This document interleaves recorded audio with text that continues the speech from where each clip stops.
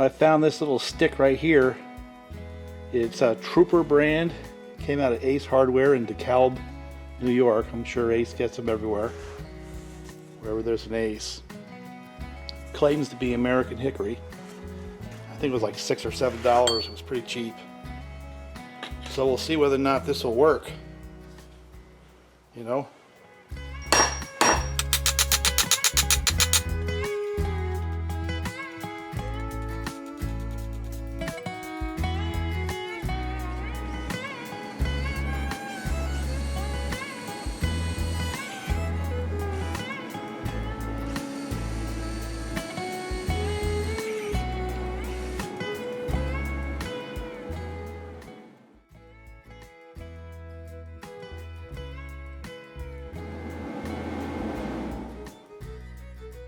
Well, my main lighting system in the shop stopped, and so that's going to make this a little more difficult.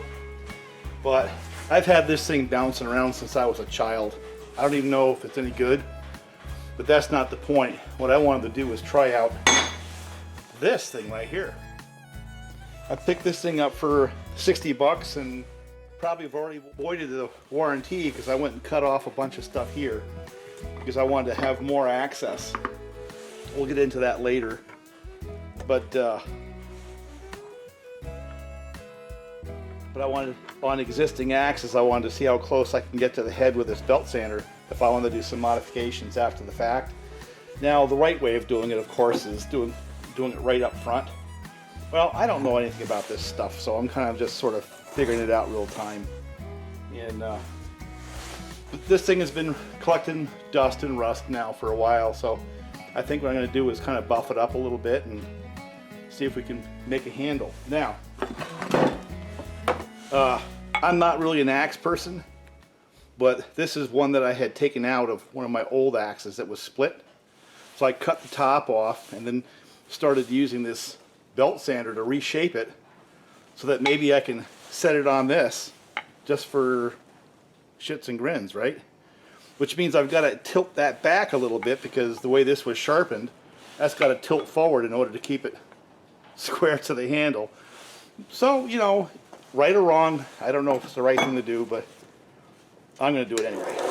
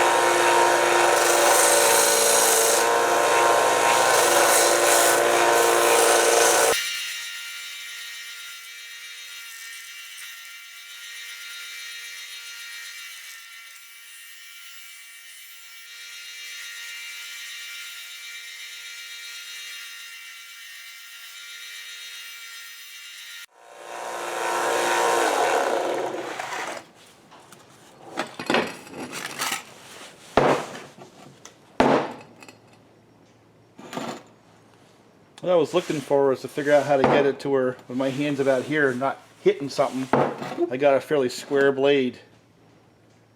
And is that right? I don't know. I just wanted to try something. I wanted to see if I could make this junk handle and this be useful. So I just envisioned having a little bit of space right here for chopping firewood or something like that, and not knuckle busting myself. So goofy looking, isn't it? Look at that thing. But the point is I can make anything, any shape I want with that. That's the point. Gotta get a new belt on it sooner or later. But so I'm gonna take this thing here and grind it up a little bit and try to get an edge on it and stick a couple of wedges in there and beat on something and see if it actually does anything.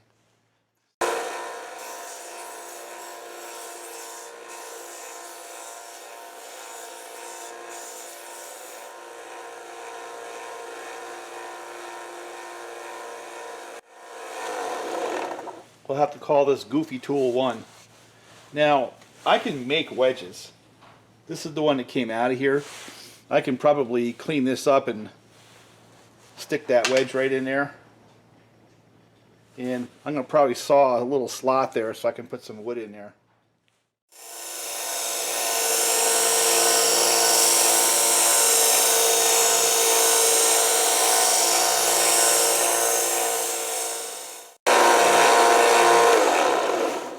Alright, let's see if I can split some kindling with it without the head coming off. And hopefully the idea is I can do that without breaking my knuckles. We'll see.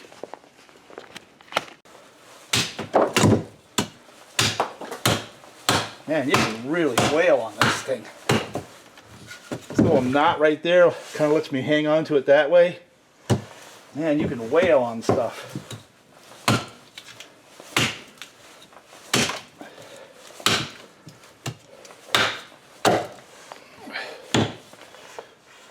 There you go.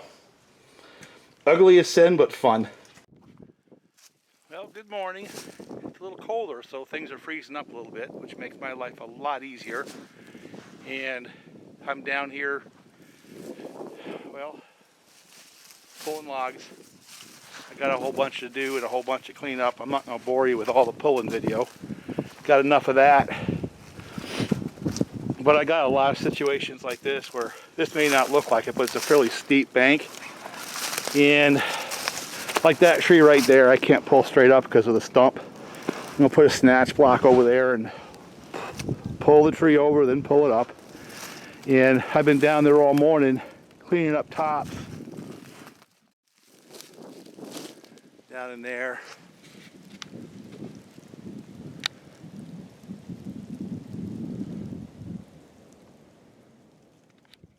This is the flip side of all the fun of felling and blocking and stuff like that, is most of the time I spend is on situations like this where I've got a hell of a mess to clean up. There's about 6 large trees down with their tops and they're across the trail in some cases. So not only do I have to get the trees out of there, but then I have to clean up around the trail so the tractor can get back through like I did down there. And plus there's a lot of firewood down there. I want to get out when it freezes up some. Right now it's so muddy that only a chained up tractor is going to get up and down that hill. And I usually pull a old manure spreader to get that firewood. So more of the same, lots of pulling, lots of cutting, lots of cleaning things up, and then wishing I can get down in there with a tractor to start collecting some of that firewood for myself. Tell you, one point I do want to make is this saw right here, the L77 and the 565 have done the bulk of the work. I've been using this one right here for lemon. You know, it runs really good. I got a 24-inch Versacut on there. So if I have to fell something, I have that length. That's got a 28 on there right now. Now think about that for a second. That's a stock 565, and if you've been paying any attention at all, it does quite well with a 28-inch bar in the ash. And the ash is not hardwood, like super hard, but it's hard enough to actually put a load on a saw, so it's actually pretty impressive to me. And the more I run it, the stronger it gets. Point being that even a stock saw can get work done. I find myself gravitating to that saw more and more and more and more. Now there's a couple of reasons, and I think this is actually an interesting point. It's not that it's the fastest saw in the world, but it's fast enough, and I've said that a bunch of times. But what really happens is you start like tuning yourself into the tool that you're using at the time. Had that been hot rodded, I'd be tuning into that, you know. but it's the way it runs right now. I've learned how much pressure, you know, how much I can wedge it and what I can get away with, so that I'm getting a fairly efficient cut, even though I'm not in high horsepower territory. And the fact is, it has plenty of horsepower to pull a 28. So while it may not be high horsepower, it's enough horsepower. And it's a very comfortable saw to run. So I've gotten to be very used to it. Therefore, it's now getting to be a very effective tool for me. Everyone has their own deal, right? And this guy right here, I run my vintage saws when I can. And it's all right. It's doing pretty good. I got spoiled with Ultimate Old Man saw for lemon, but this actually is not a bad combination. And but more importantly to me is I want both these saws to be able to do pretty much anything I need to do in the woods. I'll sacrifice a little bit in order to have that broader capability set, because I'm out here. I don't want to stop and go back and get a different saw, and I don't want to carry 15 freaking saws into the woods. So this is really my number one saw right now, and that's number one backup. And since it's a little bit smaller and lighter, it gets used for the limbing. But either one of these saws that are on the tractor right now, I can do my felling operations with. And I think that's the point. I think the reason why this one right now sits on the tractor more than the L77 is I was felling with the old L77 pretty effectively, but now I'm kind of like, I'm having to carry further and further into the woods, so the weight becomes a factor. And plus I want to make sure that when I get out there it actually starts. Now the L77 hasn't let me down, but that's effectively a modern saw, really, with the ignition system. It has carburation and stuff like that, and for years it hasn't let me down. So it's turned into a trust factor, which is why, while it may not be something quantifiable, that's how come it sits there. On the ground. I don't know if it's going to pick up anything or not.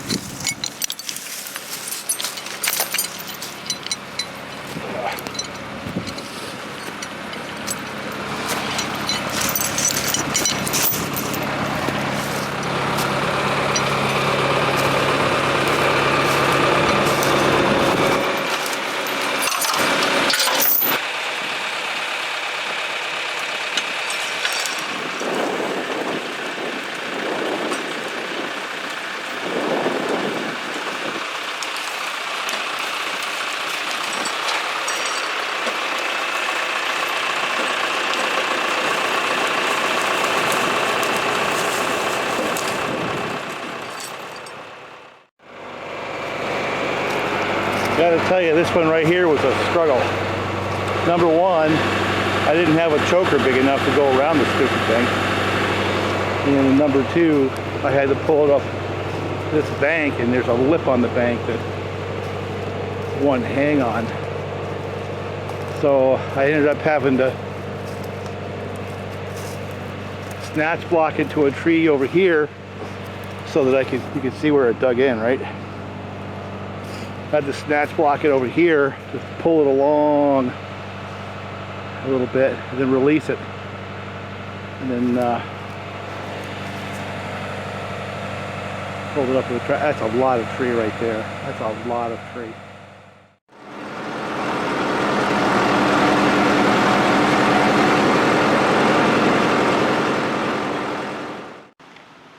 Well, it's pretty dark out, and it is just pouring rain. Got my new lighting system here, and my new light rack.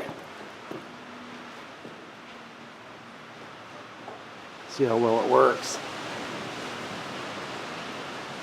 Not bad, right? So I can start sharpening this thing here. I got this vise from Harbor Freight, and it puts a pretty good bite in the saw. I kind of like it. And this table's got 3-inch wood on it, so I just used Makita to drill some holes and put some 4-inch bolts to hold this thing down. Now, I've been using this here for a while, and that's what I'm going to use for another long while, just basically because it works. And this is a Pferd, kind of a twist on letters, Pferd. And I got to tell you something, it puts a very, very nice edge because it gets both the raker and the top plate and the gullet. Gets it all at once. And I like them. I'm about ready for a new set of files, and to be honest with you, it'd be cheaper just to buy a new one, I think. There you go, there's the label right there. But this has been my preferred method of sharpening now for a couple of years. So I'm going to go ahead and touch up this chain right here on my old L77. Not sure I'm going to bother putting it on video, but I'm going to set it on the old Honda.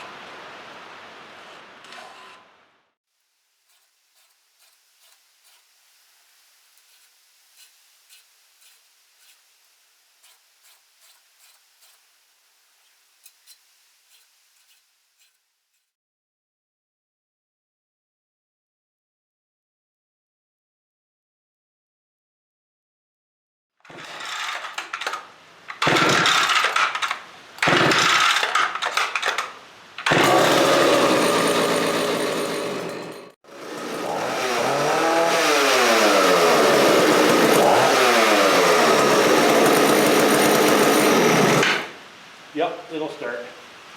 Alright, next saw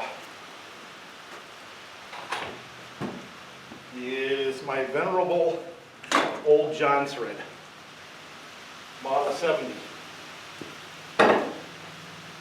It's been on the channel a bunch of times. I haven't run it this year, so I wanted to see whether or not it'll start. If it does, I'd like to sharpen this chain too. So, let's get some fuel in it. Sometimes I gotta tap the carburetors on these. Get them to fire up.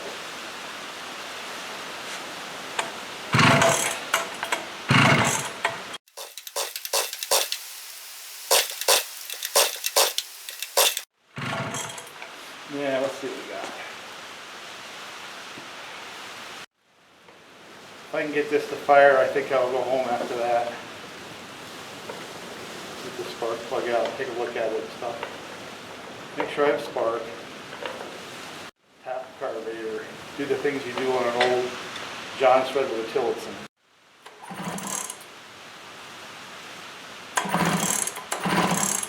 Alright, I got a little spark. I'm going to show you. It's not the best in the world, but it'll work.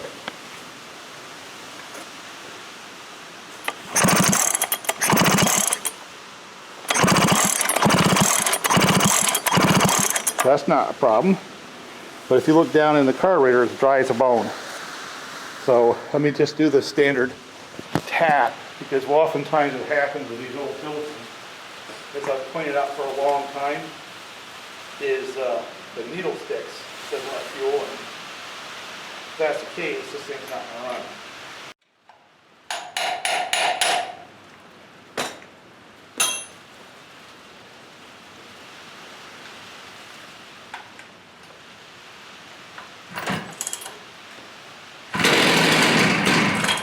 That's it. Just tap the carburetor. That's all I did.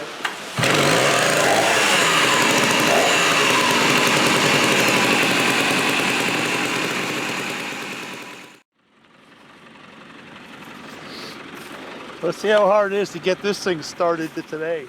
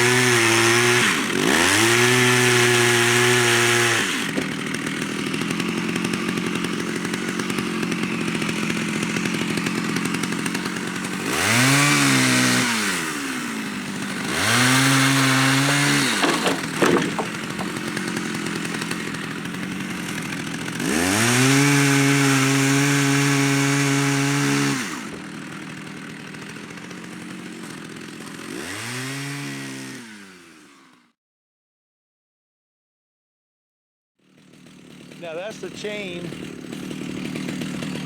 that I had sharpened with Pferd, Pferd. I'm gonna get a little bit closer so you can see that this thing, it just eats. Look at this guy right here.